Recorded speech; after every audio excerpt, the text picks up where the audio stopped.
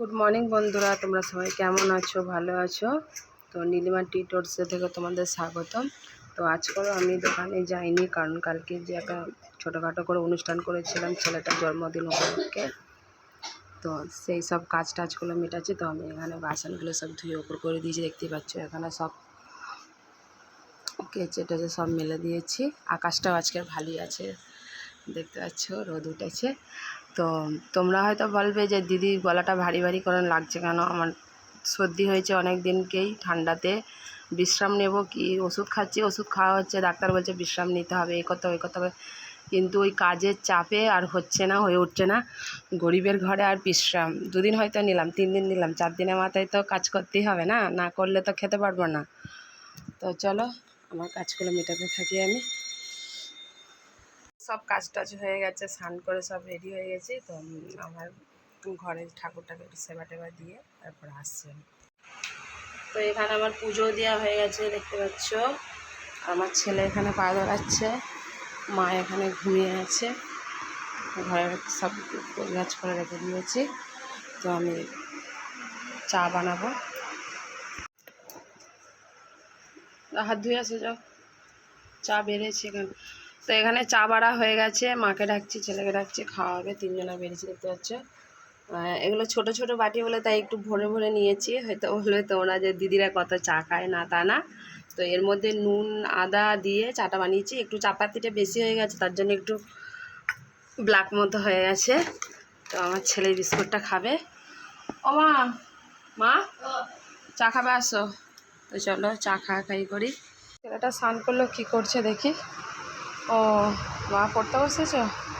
আজকে স্কুলে যাইনি, কারণ অনেক রাত করে শোয়া হয়েছিল, তাই শরীরটা একটু খারাপ, তাই বারণ করলাম।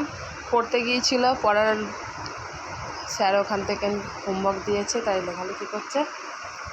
পড়ে নাও বাবা। কি রোদ, এত রোদ। তো এখানে টাইম হলে জল এসে গেছে, কলটা ভালো করে খুলে দিই। জল পড়ছেই না একদম। এখানে আমি কেচে মেলে দিয়েছিলাম, সব শুকিয়ে গেছে। আজকে রোদের যা টেম্পার, আবার এক্ষুনি না বৃষ্টি আসে। তো আমি সব এক এক করে গুছিয়ে ভাঁজ মেরে তুলে নিই। রান্না করা হয়ে গেছে, দেখতে পাচ্ছ। আমি সব ঢেকে রেখে দিয়েছি, কারণ রান্না করার সময় ভিডিওটা আর করিনি। দোকানে যাওয়া বলে তাড়াহুড়ো করে সব রান্নাটা করে নিয়েছি। ছেলে এখন পড়ছে, ও পড়া কমপ্লিট হয়ে গেলে সব খাই দাই করে গুছিয়ে আবার দোকানে যেতে হবে। এবেলাটা তো দোকান বন্ধ রেখেছিলাম, কিন্তু বিকেলের দিকে দোকানটা খুলবো। তো চলো। দেখো গিফট বার করেছে, দেখছে আবার।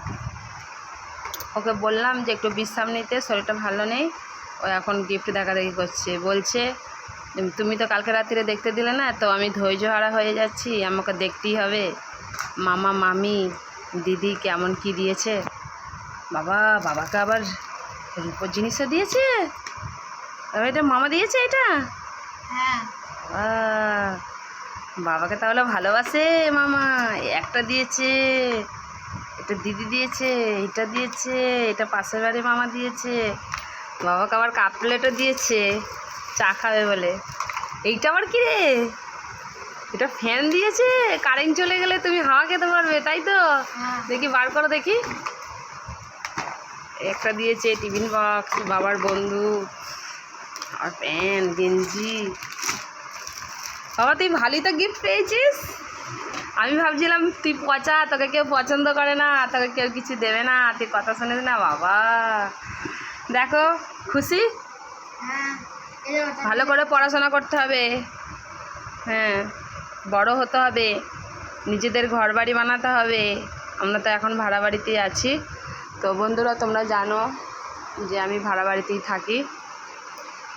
এই ঘরটা অন্যরকম লাগছে, কারণ কিছুদিন আগে একটা অন্যরকম ঘরে ছিলাম। ওই ঘরটা একটু খুবই অসুবিধা হচ্ছিল। অসুবিধা বলতে দোকানের জন্য, দোকানটা দূর হয়ে যাচ্ছিলো, তারপরে এটা দোকানের কাছাকাছি নিয়েছি।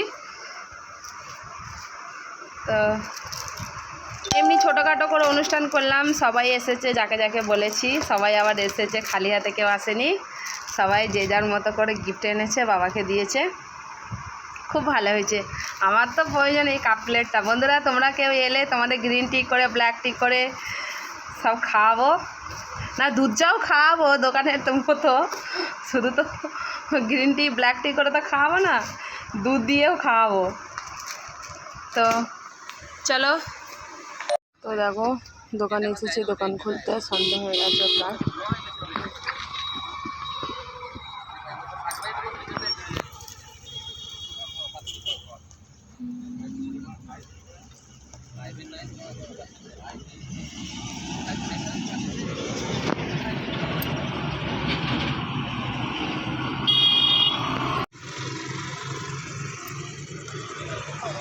তো দেখো দোকান বন্ধ করে দিয়েছি, বাড়ি যাচ্ছি এবার। তালাগুলো দেখিনি ঠিকঠাক মেরে দিয়েছি কি।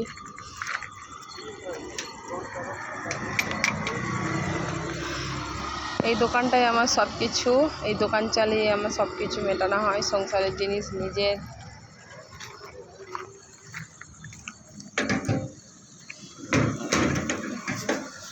দেখো অন্ধকার চারিদিকে, হাইওয়ে দিয়ে গাড়ি খালি শো করে যাচ্ছে, দেখছো গাড়ির কত লাইট দেখা যাচ্ছে। দিদার বাড়িতে এসেছি, দিদার বাড়িতে দেখো কি অবস্থা হয়ে আছে, বিছানা ফিছানা। এই বাড়িতে এক সময় থাকতাম। তো দিদা মেয়ের বাড়ি গেছে কিছু কাজের দরকারের জন্য, তো ঘরটা আমি ক্লিন করি তারপরে আসছি।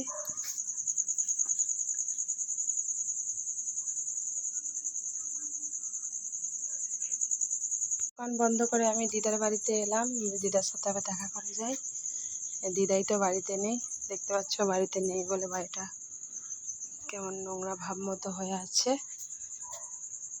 দেখছো এগুলো কি সব হাওয়াতে সব পাতা ফুল সব পড়ে আছে ঘরের মধ্যে। সব ফাঁকা তো এগুলো, এই ঘরের এই ফাঁক দিয়ে সব ঢুকে পড়েছে। বাড়ির আশেপাশে গাছ আছে তো ঘরের ফাঁকটা দিয়ে ঢুকে পড়েছে। দেখতে পাচ্ছি একসময় এই বাড়িটাতেও আমি থাকতাম। তো দিদা মেয়ের বাড়ি গেছে, ভাবলাম দিদার সাথে দেখা করব, দিদা বাড়িতে নেই। তো দিদার ঘরটা একটু পরিষ্কার টরিষ্কার করে আবার তোমাদের সাথে কথা বলছি। নিজের বাড়ির মতো বাড়ি হয় বন্ধুরা বলো? নিজের বাড়ি নেই, কবে হবে জানি না, তাই এখানে ওখানে করতে হয়, ভাড়া বাড়ি।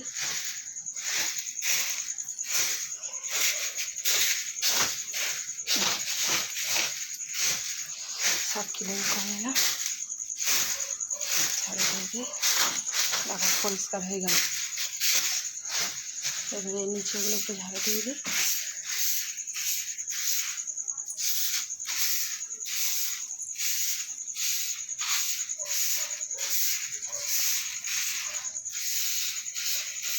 সব পাতা, এগুলো বাড়ির পাশে গাছ আছে তো সব গাছের পাতা।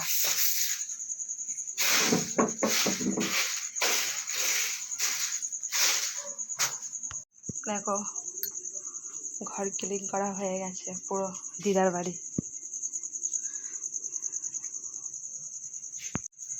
তো দোকান থেকে দিদার বাড়িতে এলাম, দিদাকে তো দেখা পেলাম না। দোকানের কাছাকাছি তেমন দিদার বাড়িতে, যখন এই দোকান থেকে দোকান বন্ধ করে বাড়ি যায় দিদার সাথে কেউ দেখা করে যায়। কেন একসময় এই বাড়িটাতে ছিলাম, মাঝে মাঝে যাই, সময় যদি থাকে হাতে যাবো দেখা করে যায়। তো চলো ভিডিওটা এখানেই শেষ করি, কেন আমি যে রুমটা থাকি সেই রুমটা একটু যেতে হবে 15-20 মিনিট। তো সেখানে যেতে যেতে যদি ফোনের চার্জটা শেষ হয়ে যায়, বন্ধ হয়ে যায়, তো কী করবো। তো বলছি যে দিদার রুমেতে বসে বসে ভিডিওটা শেষ করি। তো আজকের আমার সারা দিনের ভিডিও দেখতে পেলে কেমন, কত চাপের মধ্যে, কত কাজের চাপের মধ্যে দৌড়ঝাঁপ করে কাজ করতে হয়, বাড়ির সংসারের কাজ, আবার আমরা ছোটোখাটো ব্যবসাটা সামলাতে হয়, সেই সবের মধ্যে দিয়েও তাও আমি ভিডিও বানানোর চেষ্টা করি। ইচ্ছা আছে মনের মধ্যে সব কিছুই, তো সময় দিই, সময় দিতে হবে, সব কিছুকে ছড়িয়ে ভিডিওটার দিকে একটু একটু সময় দিতে হবে। তো চলো আর বক বক করবো না, ভালো লাগলে এই দিদিটাকে কমেন্ট শেয়ার সাবস্ক্রাইবার অবশ্যই করবে।